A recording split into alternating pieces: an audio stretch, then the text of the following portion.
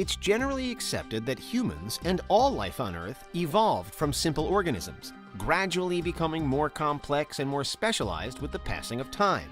However, there are still significant gaps in our knowledge when it comes to the origins of everything. What was the spark that ignited the explosion of life on Earth? Did that spark occur spontaneously? Or is life merely a torch passed down through the eons, and we're just the latest versions of it? This is Unveiled, and today we're answering the extraordinary question, what if we're the remnants of a Type III civilization? Are you a fiend for facts? Are you constantly curious? Then why not subscribe to Unveiled for more clips like this one, and ring the bell for more fascinating content. For those unaware, a Type III civilization is a classification from the Kardashev scale. Proposed by the Russian astrophysicist Nikolai Kardashev, the scale organizes theoretical civilizations into classes based on the energy they can harness. Originally containing 3 levels, it was later expanded to 5.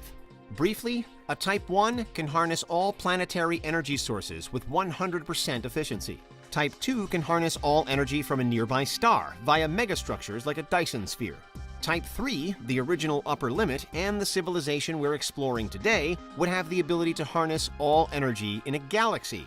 And beyond that, you have Type IV, which has all the energy in the universe, and Type V, which would basically be God mode, with the ability to manipulate even the fabric of the universe itself.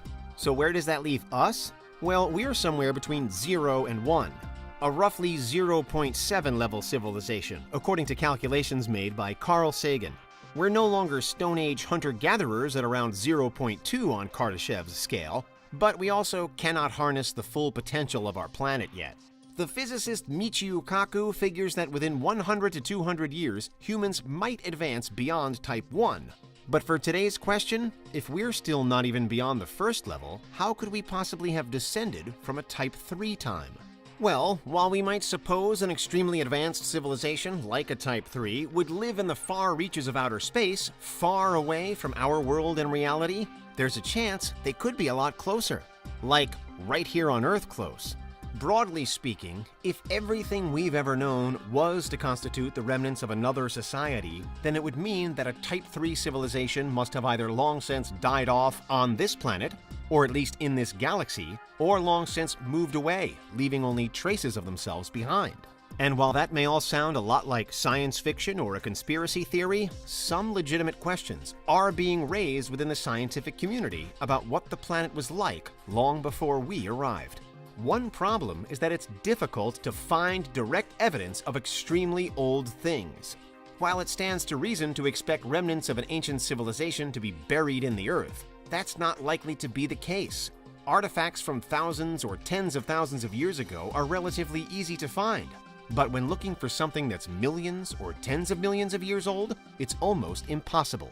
That's because the geological record is only really preserved back to the beginning of the Quaternary period, which is about 2.6 million years ago. There are fossils from earlier, of course, but they become rarer and rarer. And we have, on extremely rare occasions, uncovered tools that are more than 3 million years old. But because of how Earth works to refresh its crust over long periods of time, the suggestion is that some things may have been erased, wiped out by a long game of nature and forgotten about. Here's where today's what-if scenario comes in. And under the ground isn't the only place we can look to either. We can also peer into the atmosphere to find, for example, that there are certain similarities between the climate modeling of today and that of around 55.5 million years ago. In both periods, there's a spike in the global temperature. Our spike can be attributed to human activity, but the question is, what about the spike from 55.5 million years ago? Might that also be human or something similar to human activity? For 2 academics in 2018, there were grounds at least to investigate. The director of NASA's Goddard Institute of Space Studies, Gavin Schmidt, and the astrophysicist Adam Frank were intrigued enough to publish a paper exploring the possibility of a pre-human civilization. They call the idea the Silurian hypothesis, with a name inspired by a classic episode of Doctor Who. The Silurian hypothesis has since become a key point of study. Was the spike in temperature more than 50 million years ago the result of something natural, or was it something else? Because blatant physical evidence will have long been wiped out, Schmidt and Frank propose that we need other signifiers to look into this incredibly ancient period. Were we to transport ourselves 55 million years into the future to look back at our time, then some evidence of plastics and fertilizers may still be detectable, for example. So we need then a Type III version of that.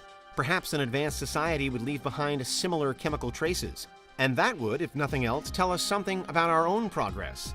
But more likely, a Type III civilization will have used technology that's completely alien to us, so we need to look for something we've never seen before. But herein lies something of a paradox, because there's some argument that an advanced enough society will have also completely and deliberately removed all evidence of itself from any given planet or star system it had existed in. Whether underground, in the air, or embedded in the very fabric of the life it may have left behind, a Type III would be knowledgeable enough to know that it could never be revealed that it was here. For this reason, many believe that the best probability of us being descendant from an advanced civilization may involve extraterrestrials. Given that a Type III force will have mastered all the energy in the galaxy, the imagined links between us and it may well exist not on this planet, which has hidden or erased them, but somewhere else within the Milky Way. Of course, the big question when it comes to aliens, advanced or not, is where are they? In the 1950s, the Italian physicist Enrico Fermi encapsulated the problem in the now famous Fermi paradox. And here the issue is that if we are the remnants of a Type III world, then there should be other easily identifiable remnants in the galaxy around us too. Megastructures, interstellar ships, signs of terraforming on distant planets, and on Earth. But so far, nothing. Could our proposed Type III ancestors possibly have been efficient enough to hide all evidence of themselves from all the skies above? Or is something else going on?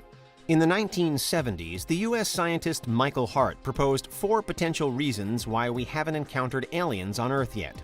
1. It's physically impossible for them to traverse space. 2. They're simply choosing not to visit us. 3. It's too early in their development for interstellar travel. And 4, most significantly for today's video, they have visited us, but in our distant past, perhaps at a time when humans didn't exist. In this version of events, for those who suggest that we came from some other advanced group, this is the key moment, the key window for when the emergence of life could have been kick-started by the arrival of an early advanced civilization. It's the theory of Panspermia, but on a massive scale, where we're not just imagining stray microbes on a far-off probe, but whole intelligent creatures specifically leaving their seed. In a recent video, we found how it may be possible for life to survive embedded in asteroids, and how it could also be possible for that life to be picked up by a chunk of space rock just in passing, without even the need for an impact event. But now, what we're picturing is neither accidental panspermia nor a biological boom following an asteroid strike. It's alien colonization, and we're the results of it. Finally, consider the headline-making 2020 multi-authored paper that suggested that the Milky Way may actually be full of long-dead civilizations. The 4 researchers behind the claim found that the factors for emerging life may have peaked about 8 billion years after our galaxy formed, and about 13,000 light-years from its center. Humans arose some 13.5 billion years after the galaxy formed, and Earth today is located about 25,000 light-years from the galactic core. So in the context of our question, in many ways, we can be considered relative newcomers to this corner of space, with perhaps many advanced civilizations rising and falling before we ever came to be. For now, it should be remembered that scientists are confident that they have a reasonably solid understanding of how and where life originated. And yet, there's certainly some mystery remaining. Could it be then that rather than emerging here, we were put here? Could it be that we're carrying on the torch from a long-dead civilization? As it stands, these are hypothetical questions and alternate realities only. But that's what would happen if we were the remnants of a Type III civilization. What do you think? Is there anything we missed? Let us know in the comments, check out these other clips from Unveiled, and make sure you subscribe and ring the bell for our latest content.